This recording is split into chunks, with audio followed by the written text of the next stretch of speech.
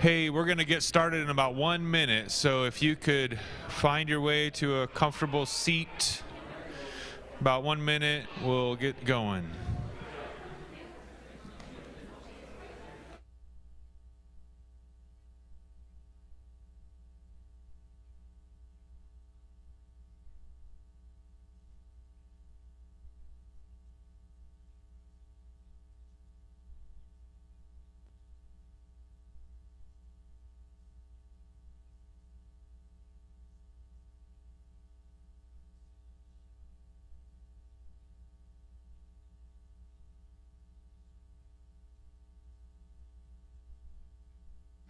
We're going to go and get started. We have a lot of good opportunity here, and with the shorter hour of about 45 minutes, we want to make sure we have as much time as we can, so we're going to get started.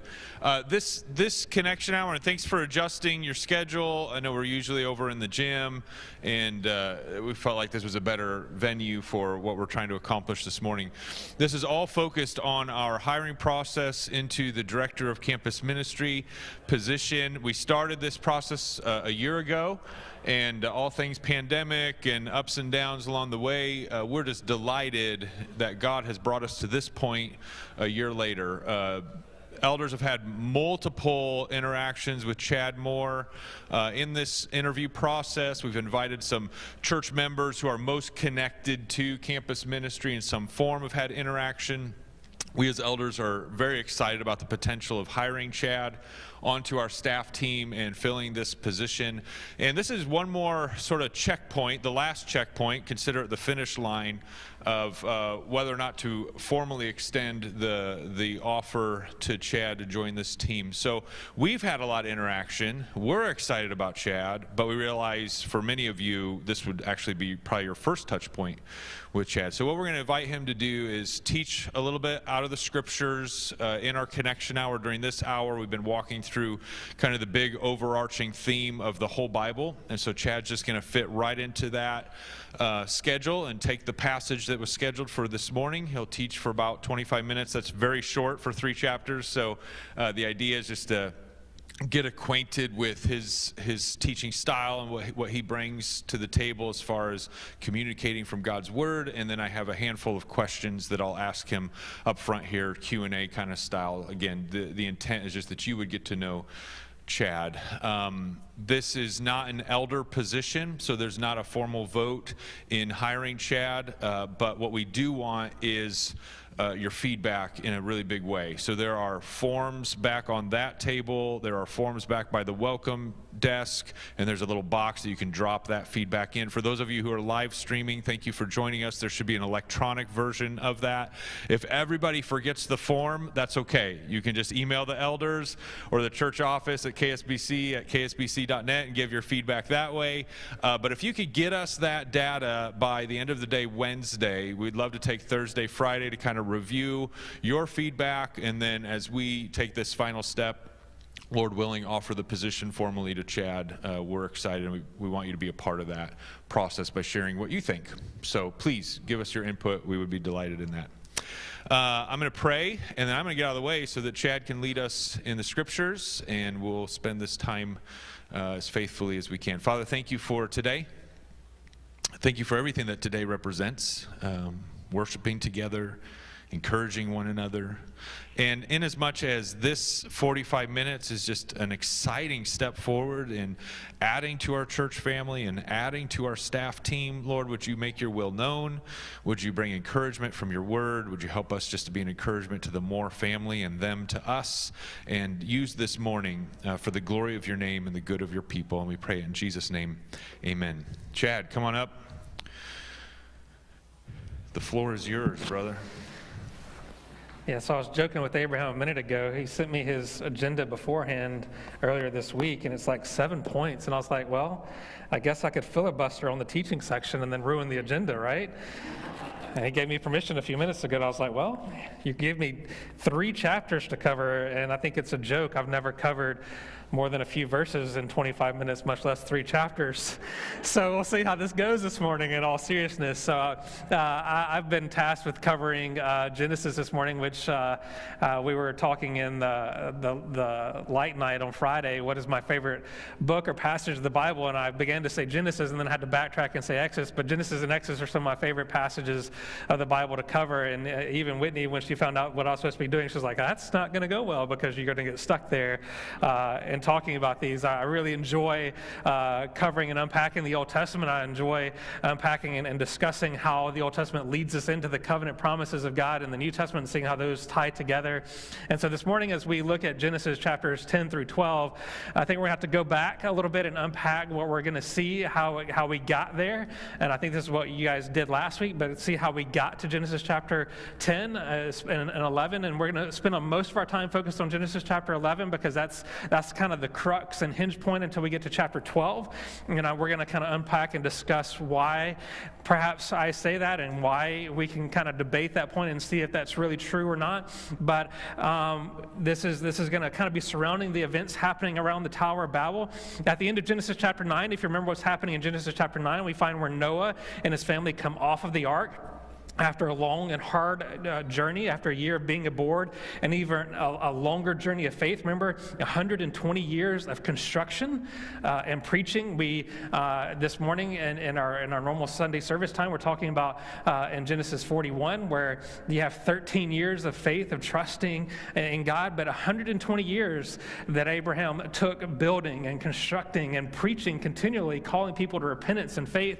But then a year of being on board the ark. Can you think about that and being with the animals and just that whole, you talk about being at a family reunion for a year. Just kind of process that for a minute and process that close-knit quarters and not only being at a family reunion for a year, but being on a boat that's going through a storm with animals and the smells and everything, your sensory overload that's going on there. But and just all that's happening. But we shouldn't overlook the reverence and love that Noah has for God as he disembarks the ark and builds the altar to God. He sacrifices animals and he worships. And here we have been reminded the steep cost of sin, right? Everything that led to the ark was sin. The hearts of the people were evil continually in Genesis chapter 6. So as he comes off the ark, the first thing he does is he builds an altar.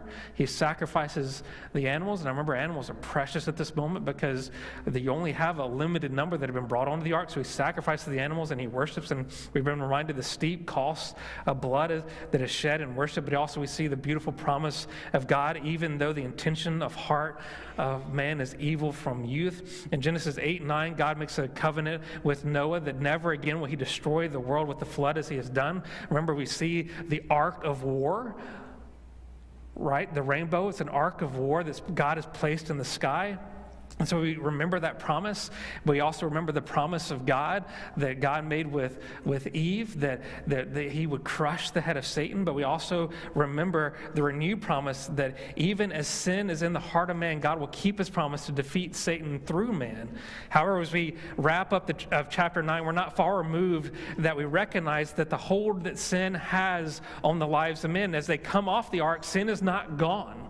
It's not gone in this picture. As Noah grows older, we see that he becomes a worker of the ground in Genesis 9, verses 20 and 28. And in his stupor, he becomes drunk on wine. And one night in his drunkenness, his youngest son Ham came into and found him naked and did not cover him as he would have been appropriate, but rather jokes about it. Shem and Japheth, his other sons, came walking backward and covered their father. And so here, even at the end of this, we find that sin is still present after the ark. Sin is still a part of the equation.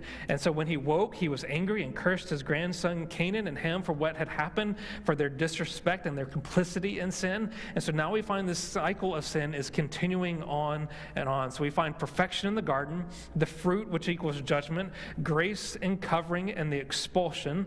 So that's what's happening in Genesis 1 through 3. The birth of the children, which is grace, Cain kills Abel equals sin.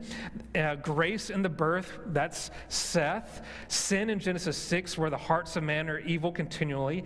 Destruction of the world, which in some sense is grace. Grace in the preservation of Noah. Sin in the drunkenness of Noah and the ensuing actions of Ham.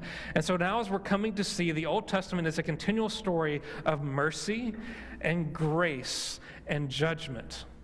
Right? And we're only into chapter 9, going into chapter 10 at this point, but we see this continual storyline of mercy, grace, and judgment over and over again. And we're just coming into chapter 10 of Genesis. So this morning we come to another story of spectacular sin. If we want to call sin spectacular, which perhaps we should use a different adjective here, but that's what we're beginning to see as we come into Genesis chapter 11. We might note that the events happening in Genesis chapter 11, verses 1 through 9, happened during the period of chapter 10. So you're going to say, well, why are we skipping over chapter 10? Well, what happens in Genesis chapter 11, verses 1 through 9, happened during chapter 10. So we're not exactly skipping chapter 10, but they happened during the middle to the end of what's going on and what Moses is describing in chapter 10. He points out the two accounts are not necessarily in chronological order, but he takes chapter 10 and he pulls out chapter 11 from what's happening towards the end of chapter 10. And so I would read for us all of chapters 10 through 12, but then I would filibuster all of our time. So we're just going to look specifically at these 9 verses of chapter 11, and then we're going to look at a couple of verses of chapter 12, and then we're going to move a bit forward this morning. And so we're going to start here looking specifically at verses 1 here in chapter 11. And so now Moses writes to us, "Now the whole earth had one language and the same words, and as the people migrated from the east, they found a plain in the land of Shinar and settled there. And the people said to one another, 'Come, let us make bricks and burn them thoroughly.' And they had brick for stone and bitumen for mortar. And they said, 'Come, let us build for ourselves a city and a tower with its top in the heavens, and let us make a name for ourselves, lest we be dispersed over the face of the whole earth.' And the Lord came down to see the city and the tower which the children of man had built. And the Lord said, 'Behold, they are one people, and they have one language, and this is only the beginning of what they will do. And nothing that they propose to do will now be impossible for them. Come, let us go down there and confuse their language, so that they may not understand one another's speech.' So the Lord dispersed them from there over the face of all the earth, and they left off building the city. Therefore its name was called Babel, because there the Lord confused the language of all the earth. And from there the Lord dispersed them over all the face of the earth." So there's quite a few things that we should point out in just the opening 4 verses of chapter 11. If we just take a moment and kind of zoom back into these first 4 verses, there's a lot of things happening here. 1, the earth had one language. So that's kind of where we go back into chapter 10 here, and we can kind of see that there's multiple languages talked about in chapter 10.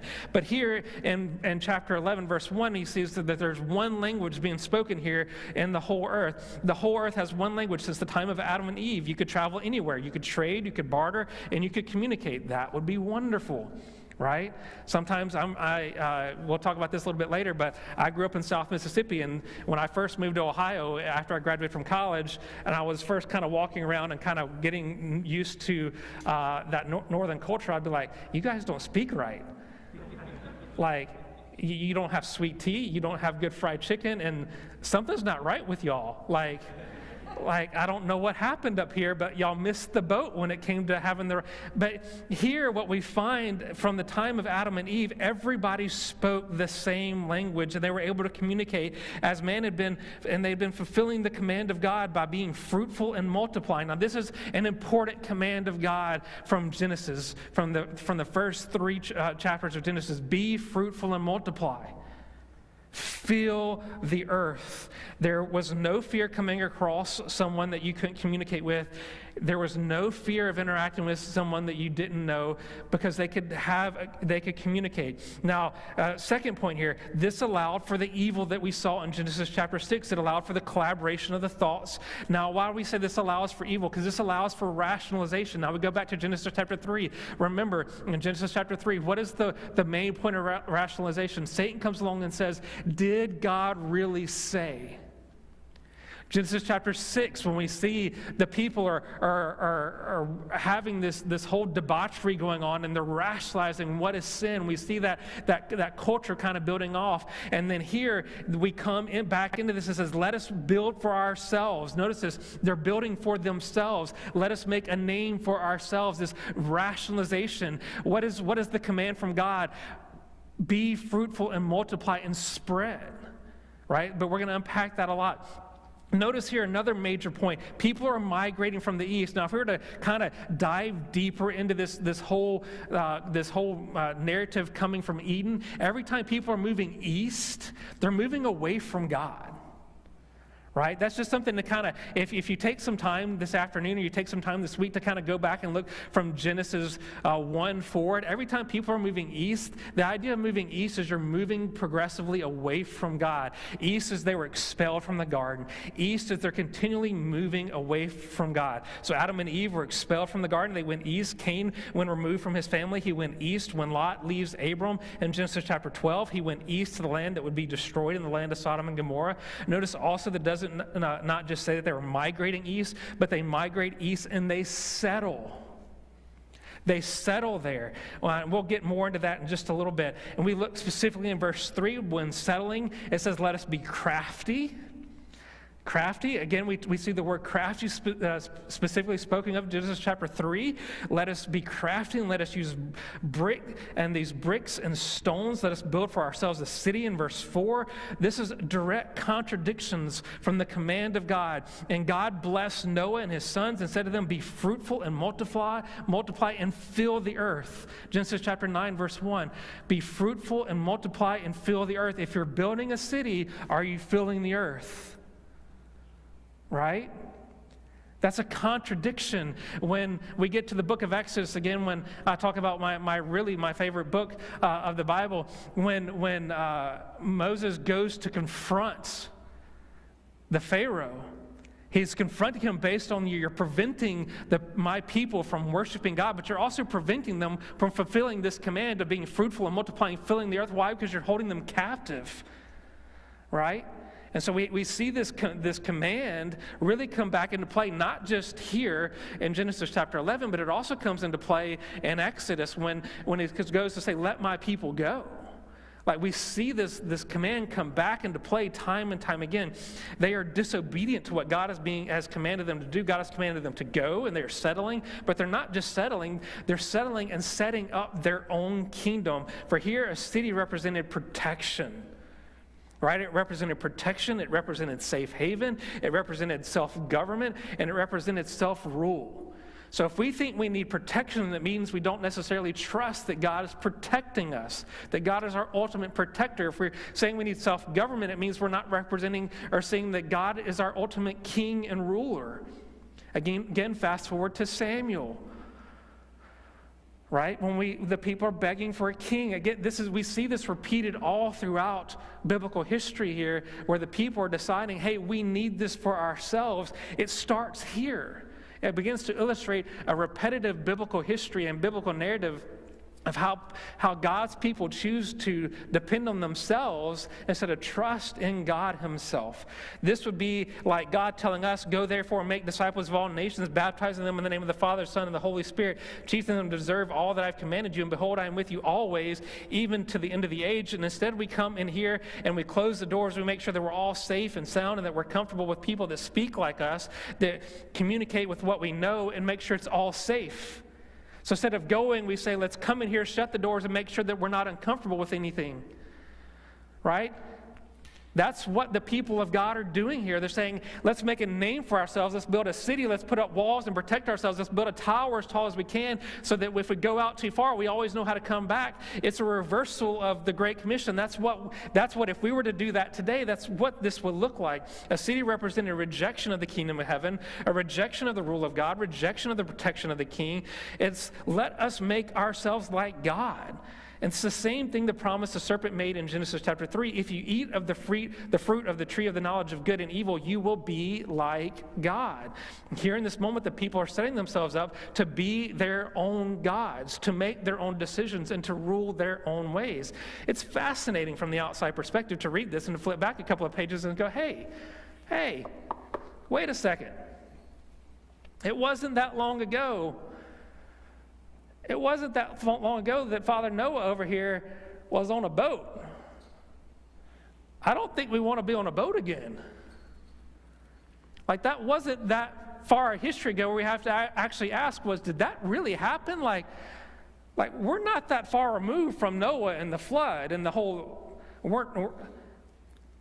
in Genesis chapter 11, that's not even a few hundred years ago. Like, we can step back and say, hey, we know, and we're forgetting, and we're not trusting.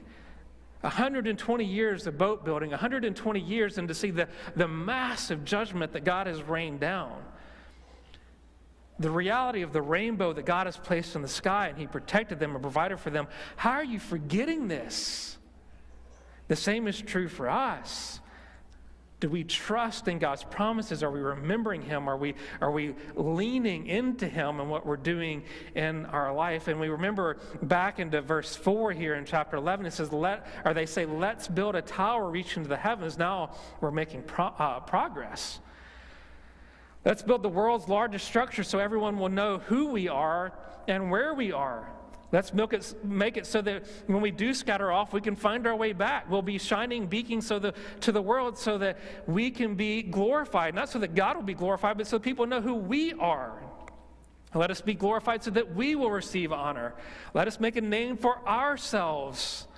Their desire was to be known above all, not so that God would be known. What was Noah's first act coming off the ark? To worship God and to glorify God. Their most important concern right now is to make a name for themselves. Their desire was that they would be known above all. Their name would be great so that they would not be dispersed, so that they could instill fear in their enemies, so that they could scare others off. The exact purpose for this, for which God has sent them out, they're ignoring. They wish to be together in oneness and their own kingdom. And notice this, they're using the same plurality that God uses to describe Himself in the Trinity. They're saying that we may be. Everything they use is a plurality here. They use the word y'all a lot. You think about this. You know, that we should read this with the right Southern y'all here.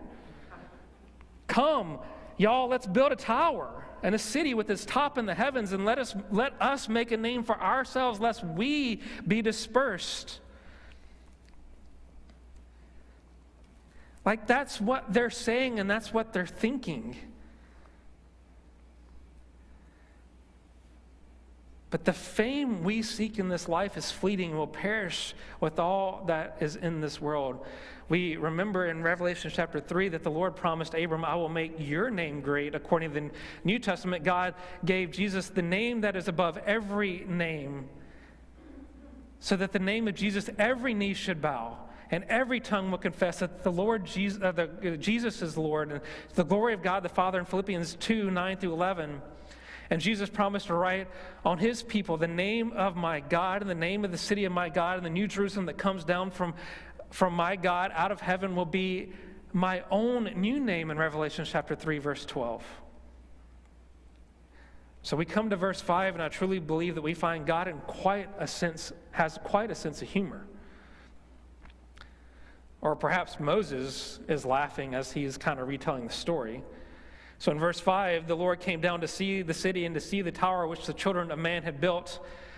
The tower which was supposed to stretch to the heavens, the greatest tower in all the world. The greatest thing that had ever been built, the most advanced people with the greatest name, with the best technology. It's the best of the best, and they could practically walk up to God. I mean, that's what this is kind of talking. That's how Moses is telling the story. They could practically reach up and touch God. I mean, one of our daughters, Whitney and I both think that she's going to be an engineer because she likes to build things, and it's always the biggest tower, and like that's her thing. And so when I was rereading this week, I'm like, this is kind of her thing. Like, she's building the next greatest tower. When you walk, she always wants us to come see it, and if we can't come see it right in that moment because we have 3 others running about in the moment, she'll come take our phone, take a picture of it so that we always have it. But when you walk in the room, like modern technology, like this is how this works. but when you walk in the room, like the tower is this tall, or maybe it's this tall, or maybe it's stacked on something else. But so when I envision how this is playing out for Moses, and they built this big tower, and then all of a sudden he describes God coming down and seeing this tower. It's kind of like me walking in and seeing my daughter's tower, and you're like, it's this tall, but it's the world's greatest tower. And God's looking down and he says, oh, that's what you built.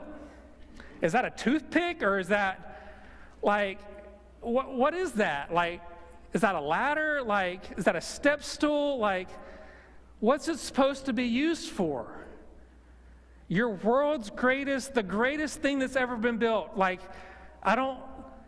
there's a bit of humor that Moses is kind of bringing into the retelling of this story. As God came, because he says he had to come down. Notice the words, God came down. So obviously it wasn't going up to the heavens, because God had to come down to see it. Like, read into that exactly what Moses is saying. This tower that the men were working on so hard, God has to grab a cloud or come down with the angels and see what they were doing. They missed the mark here. The reality is that every invention of man or a major feat of man is nothing compared to the power and the majesty and the glory of God. We must remember that this is the same God who spoke the mountains into being. We lived in Colorado for several years and pastored a church out there. And I had an office that had a wall of nothing but windows. And outside of those windows, like literally you could see the Colorado National Monument. And, it was just always there. And it's always sunny in Colorado, believe it or not, at hardly 300 plus days of sunshine a year. And so when we were in talks to move to New Hampshire, where we lived most recently, when we went out to visit, they said, what do you think about our mountains? And they had this back window, and I looked outside. I said, what mountains? And they're like, the mountains right there. And I was like, oh. But they're just hills. Because you're used to these massive mountains in western Colorado and these massive things. And now, albeit the mountains in Vermont and New Hampshire are beautiful, but they're hills. But when you think about, like, God spoke and these things happen. God speaks and he creates. And everything that we've seen so far in chapter 11 is the energy and the effort of man working so hard and so diligently to create something. And God just spoke. And it was boom. God spoke and there's water. God spoke and there's mountains. God spoke and there's trees and there's animals and there's everything. God spoke and there's the greater light. God spoke and there's the moon. We can build the world's biggest towers or go to the moon, but we think we can ascend to the knowledge of the depths of the power of God, but we will never be able to ascend to his infinite bounds. In verse 6, the Lord said, behold, they are one people, and they have one language, and this is only the beginning of what they will do, and nothing that they propose to do will now be impossible for them. So come, let us go down and confuse their language, so they may not understand one another's speech, so that the Lord dispersed them from there over all of the face of the earth, and they left off building the city. Therefore its name was called Babel, because the Lord confused their language of all the earth, and from there the Lord dispersed them over the face of the earth. So we see spectacular sin, and we see spectacular grace, right? Spectacular sin in Genesis chapter 3, where they take and eat of the fruit. Spectacular grace, where God kills the animal, clothes them, and expels them from the garden. That's spectacular grace. Spectacular sin in Genesis chapter 6, where the people's hearts are evil continually. But spectacular grace, where God provides the ark and allows man to continue forward. We see spectacular sin, where even it continues in Genesis chapter 9, but grace where God allows even forward where the family of Noah to continue on. We see spectacular sin where the people are deciding that they can turn from their own ways and to build their own city and to fortify themselves and to make a name for themselves. But we see grace moving forward where God says, we'll just disperse them and to create for them thousands of languages where they will continue forward and move forward. Why? Because the promise that he made to Noah was that I'm not going to destroy the earth again. Because at this point, you got to be thinking, hey, I created this. They messed it up in the beginning. They messed it up again. They messed it up again. They messed it up. But grace is I'm not going to destroy them, but grace is I'm going to disperse them. And we see the dispersal method here in Genesis chapter 11. We see the dispersal method in Acts chapter 6. We see the dispersal method in Acts chapter 3. We see it over and over throughout human history where God uses this same thing to disperse so that the gospel goes forward to the ends of the earth. We see the same thing moving forward.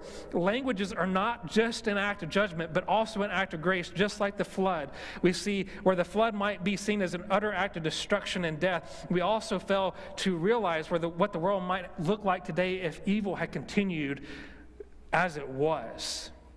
God scatters the people from among the earth to reestablish his kingdom. It is from these people that we see God call Abram to lead his people to a blessing to all nations. Even in the scattering of languages, the confusion, there is a promise from God to all people that God will use Abram to be a blessing to all nations. And this is where we move forward to Genesis chapter 12. Now God, the Lord said to Abram, go from your country and your kindred and your father's house to the land that I will show you, and I will make of you a great nation, and I will bless you and make your name great so that you will be a blessing, and I will bless those who bless you, and him who dishonors you I will curse, and in you all the families of the earth will be blessed.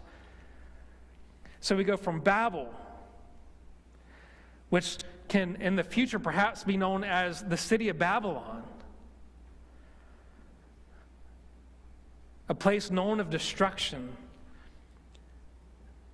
to a place literally where the kingdom is spread out, to a promise in Genesis chapter 12 where he tells Abraham, from you I'm going to bless all nations, to jumping forward even into Revelation chapter 5 where we see the promise in chapter 5 where the blood is slain, the kingdom of priests is proclaimed. Revelation chapter 7, we see a multitude that no one can number from every nation, every tribe, and every language is gathered around the throne singing, glory to the Lamb, salvation belongs to our God.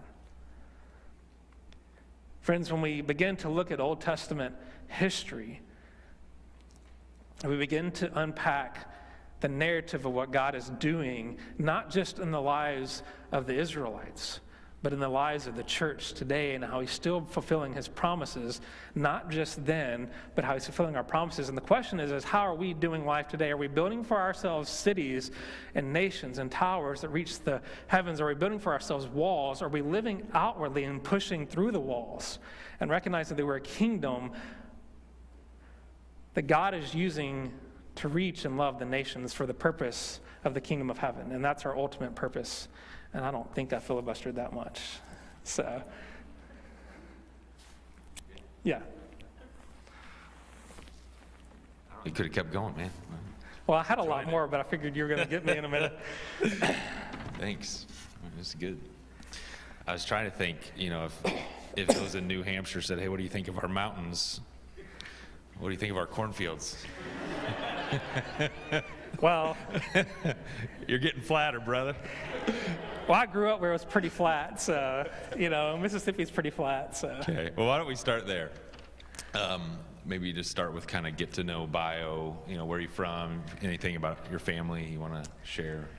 So I grew up in South Mississippi, and so God redeemed me early on, and when I was 12, and I became to understand the gospel then, but I don't think I truly understood what it meant to be discipled until later on when I had a pastor in my life who really invested his life in me and kind of pulled me aside and says, if you want to know what it means, if you're going to say you're a believer and you're going to follow Jesus, then you really need to get serious about some of these things. So he kind of invested his life in me early on, and it's still a part of our life and our family even to this day. We actually mentioned earlier that we saw him even this past Christmas. We got to connect with him some over these past few months in person, and so that's been good. But I would say that over my college career, I had a campus minister who truly invested in me, and that's when God really began doing some radical things in my life and kind of shaping the trajectory of what my life would be. I kind of thought I would be doing journalism. I got interested in journalism in high school and started working at a daily newspaper there in my hometown, and worked for the Gannett Corporation during college. And so I kind of thought that that's what I would have done after college, but my campus minister my freshman year said, hey, I think you need to be interested or check out what God is doing in East Asia, and I was not interested in that at all. But that first Christmas I spent abroad in East Asia, and God really kind of opened my eyes to what the kingdom of heaven looked like, and how he wanted us to participate, or wanted me to participate in that. And from all of a sudden, my bubble of South Mississippi kind of expanded immensely in that one 2-week span over Christmas.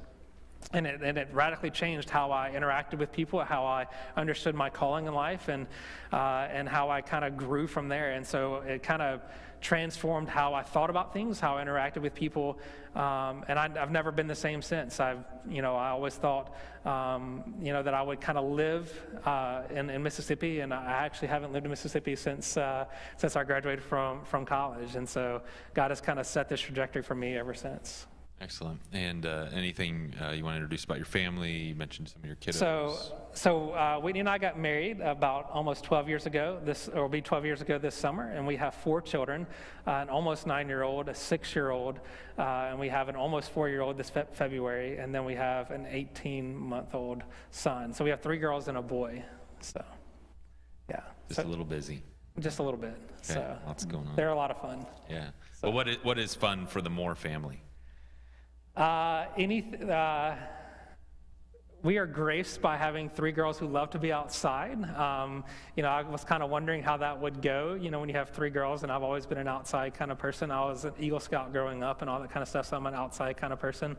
And so it was kind of by happenstance. We were up on the top of a mountain in Colorado one day, and the kids just went off running through the lakes and through the trails and stuff, and it's kind of like the pivotal moment where they realized, hey, these girls really like being outside. Like, this is kind of their thing. And so we like to kayak, we like being outside on trails, and they like exploring. They like doing new things. The girls like ballet and dance and other things as well. That's the girly stuff, but they're really kind of an outdoorsy kind of crew for the most part. So. Awesome. Well, you alluded to Genesis, Exodus being your favorite. Like, what would you say? Man, I keep finding myself throughout life anchoring in this passage, kind of a favorite section, or? I don't know that I would say I have a specific thing that I stick to all the time. I would think that my go-to has been more recently Ephesians. I think because you see Paul is just pretty abrasive, and I like that. It's just kind of my personality when it comes to some things. But just the assurance that he has in Ephesians, and the necessity of our assurance in that, and our calling of who we are as followers, and as who we are as the people of God, and how we grow together, how we need each other in Ephesians chapter 4, how we have assurance in who we've been called to be as the church. And so that's where I've kind of camped out over the last several years. That's great. So. Well, the position we've been talking about is Director of Campus Ministry. Maybe share a little bit, why is that your heartbeat, of the options you've probably considered in this transition period? You've continued to stay connected to a heart for campus, for college students. Maybe unpack that for us a little bit. I think college students are some of the most important part of our society right now, especially on the university campus. For several different reasons, but when you look at a college student on a college campus, they are inundated with so many opportunities and so many different ideologies. And the reality is in a lot of places, the church has kind of pulled away from the college students. We might be afraid of them, one, because, and a lot of them, because, their number one job is to do well academically, so they don't bring a lot to tithing to the church, which is just kind of their financial status at the moment. And so the churches kind of see them as a high risk, low reward board type of situation. And so, but the reality is that the college student is so eager to learn and so eager to learn more, to hear more, to be exposed to so much information. And if we're not on that front line of reaching them, caring for them, teaching them, being invested in them, then there's someone who's going to be willing to kind of fill that role. And we've been on campus at Dartmouth. We've been on campus at Miami University, just down the street in Western Ohio, and some other places. And the reality is that students are going to hold on to something, and they're going to be taught something. The question is, are we going to be able to stand in the gap and teach them the gospel, and to teach them about discipleship, and teach them about the importance of the church? Because when they leave home for the first time, we want them to want to go back to church. We want them to connect to church. There's been a lot of questions of, why don't you do youth ministry, or why don't you do something like that? Well, I'm not great at youth ministry, so it's just not my thing. I want the people who want to show up, and that's the thing about college students is when you reach out to a college student, they're choosing to be there. They're choosing to have hard conversations. They're choosing to connect with you, and it allows you some openness and some freedom to say, who is God to you? And what does that look like in your life? And how does that affect how you do life as a student? How does that affect how you do life as a young adult? And to be quite honest with you, when you're dealing with a college student, almost all of our university campuses, in some instances, are liberal or are pushing a liberal mindset. I don't say liberal as in politics, but I'm talking about liberal as in mentality of how we approach church, how we approach the Bible, and those types of things. And the reality is we're pushing God further back on these college campuses. And I think Paul Briggs and I would agree that the most unreached population across the world, even in the 1040 window, is going to be our university student, because we have to segregate. We tend to segregate that so much further back. And if we keep pushing and relegating university students, we'll get them when they come back as adults with kids, or we'll get them when they come back here. Well, eventually we're just going to lose that university student altogether, because they're not coming back to church. And so, and my perspective in our heart has always been is, how do we reach them, connect with them, and have them be a healthy part of a church while they're in college, and help them connect to a church before they leave college, even when they're graduating, so that when they get to that town they're going to, when they get to that community they're going to, or when they get to that mission field they're going to, they're already connected and growing, where there's not this kind of, let's wait 5 years and figure it out 5 years later type of mentality. I appreciate that. Obviously, in this position, there's an inherent looking forward. As you look back over particularly your campus ministry seasons, give us a story of just a time where God did something pretty incredible in a student that you got to be involved in, and a celebration of your past seasons of ministry. So I think there's been several of those. I think most recently, in the last year or so, we've had. It was interesting during the pandemic. You would think that our ministry would have taken a significant hit where we were, especially when you're working with Ivy League students. You would have thought, hey, your ministry, they're going to be so focused on academics. What's interesting was that they would completely schedule us down to the minute and say, hey, you've got this much time, and this is what's going on. So when the pandemic hit, our ministry team, where we were working, we kind of thought, okay, we're gonna just see things drop.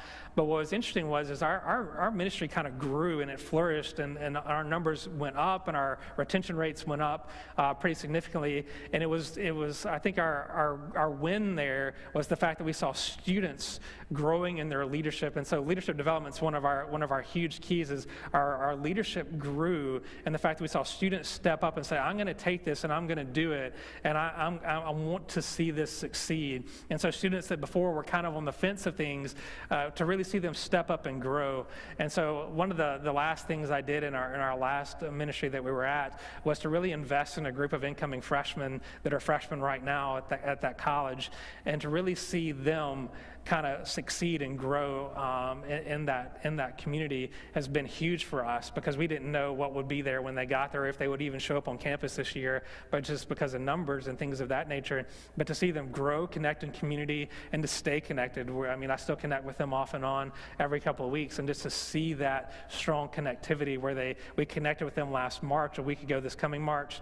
a year ago this coming March, and just to see them grow and stay in connection, and to see how they're loving others and connecting with others and intentionally sharing the gospel, to see how they're truly about making disciples amongst their community, whether it be virtual or now that they're on campus this January, connecting with others on campus as well. So that has been the biggest thing most recently for us, is to see them take the football per se and really kind of run with it and say, hey, we know you guys aren't here, we're going to do it, and we're going to see this be ours and own it.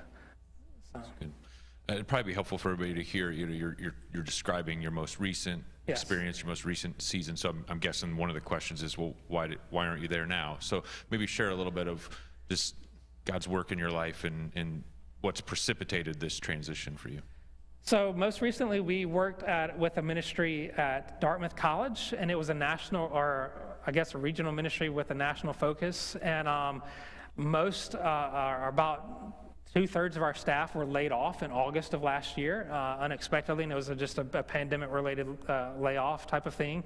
So on our local campus, 3 of our 4 team members were laid off together in August, and so they left one of our staff members there to continue on. And so it's just kind of where we ended up in the season. So I had been there as the director for a year, and then they cut all the expenses. We were joking last night at our table, and I don't think y'all heard it, but they shut down our offices one day, and we had to liquidate everything by Friday. I think that was a Monday or Tuesday. And then 2 weeks or so later, they cut our staff. And so it's just kind of how things rolled down with them having to cut expenses just with how things were going. And so it was just the way things went for us in that season. Thanks for sharing that. I wanted everybody to hear that, because he's got a smile on his face, but you can picture just the heartache with that, right? Things are thriving, and then due to things outside of your control, it comes the door shut. So be praying for the Moore family in this season, and thanks for being transparent about that, brother. All right, forward-thinking question. This became my favorite question in the hiring process. We call it the Freshman Joe question. So there's a blessing and a curse to campus ministry. It's a blessing and a curse. You have about 4 years, probably more realistically 3 years. The blessing is it's a sending ministry. Most students graduate, and you have the blessing of seeing students land somewhere else, taking the gospel to wherever the Lord has them go. The curse of that is you only have 4 years to spend with the average college student. Okay, so the question is, Freshman Joe approaches you, it's August, and you know, okay, now I have about 4 years at best with Freshman Joe. I'm going to pick 5 things to major on. There's other things I'm going to address, but if this Freshman Joe can leave with these 5 things anchored in his life, I'm going to call it a win. What would be your 5 things? So we approach every freshman as if with just a flat line. So whether they come to us and say, we've been in church, our whole lives, so even if it was me going to Southern Miss, we approach every freshman with the flat line basis of we want to make sure they have a solid understanding and a biblical understanding of what the gospel is. So whether they say they're an atheist or whether they say, I've been in church for the last 40 years, we want to know, y'all laugh, we've encountered some freshmen at 40. So, and actually one of our conversion stories in Miami was a Jewish rabbi who was a freshman at 40. So like we approached that baseline, or maybe he wasn't 40, but that's beyond this point. But with the baseline of what is the gospel and how and what that means and how that affects how you do life. And so that's kind of like we want to, because if you don't have that level playing field, it's kind of like basic training. If you don't have that level playing field, then everything else is going to be out of whack for the rest of your 4 years. So we want to be sure we have a team, whether it be our leadership team or our staff team, who's kind of all working around that premise of every freshman that comes through, we kind of are working through what the gospel is and what that means. And then we're kind of working through what is discipleship, and are they connected with someone else in discipleship, whether it be a pod, whether it be someone on leadership, or somebody else that they're connected to someone else in discipleship. They're being discipled, and not only are they being discipled, they're teaching, but they're being taught how to disciple someone else. Or someone's investing in them. It's expected that within a year they're discipling somebody else. It's a return on investment type of thing, an ROI. That if you're being invested in, you're gonna be put out that investment within 12 months or less. So it's a 9-month calendar with most college students. You're going to be putting out that investment within a period of time.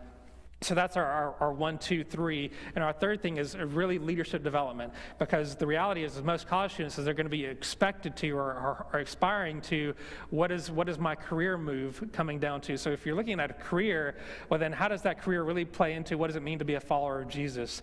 And how does that really affect? So if it's career, they're going to be working for a Fortune 500, or you're going to be working in the engineering company or engineering field, or you're going to be working whatever it is we're really going to be pouring into a lot into leadership development. Now, this is a bit of a selfish field for us, because if we're really pouring into you for leadership development, you're really going to be helping us out as well, because we're going to be developing you in discipleship skills, developing you in gospel sharing fields, developing you in evangelism. We're also going to be developing you and preparing you to go into the workforce at some point where you can be able to be a part of a Bible study, be a part of creating something, whether it be on the mission field or being in the business field. And then kind of pouring into that fourth is we want you to know what a healthy church is. And that's the benefit of doing church-based campus ministry, is knowing what a healthy church is and getting you prepared for what that looks like and how that goes. Because we really want that strong connection of multicultural discipleship happening and really understanding what those marks of a healthy church, so you can really kind of pour into that and be a part of that. And then that five most important thing is what I would say is having a strong biblical theology. So kind of taking what we did this morning with Genesis 10 through 12, and you kind of saw my mentality is you don't just do Genesis 10 through 12, but you kind of start and go back to how does Genesis 1 lead to Revelation? And your kind of highlight portion is Genesis 11 with 12, and then going back to 10, but you kind of read it in light of all of Scripture. And that's kind of what you want to teach every student, to be able to do that, so that they can understand that if they're ever left on an island with the Bible, they know how to, read and study and do that with somebody else as well. Thank you. Thanks. Well, we're at the end of our time. We got a growing crowd out in the foyer here. So we're excited. Elders are excited. Those who've interacted with Chad previously are excited to put him forward as our candidate for this position. Again, there are feedback forms. Please, please, please, please, please send us your feedback by Wednesday. And we really want to hear that as we make our final decision this week. And thanks again to Chad for giving us some time, letting us pick your brain. We'll conclude here. Feel free to come up if you want to ask a one-on-one question, and our worship gathering will start in 10 minutes. Thanks, everybody.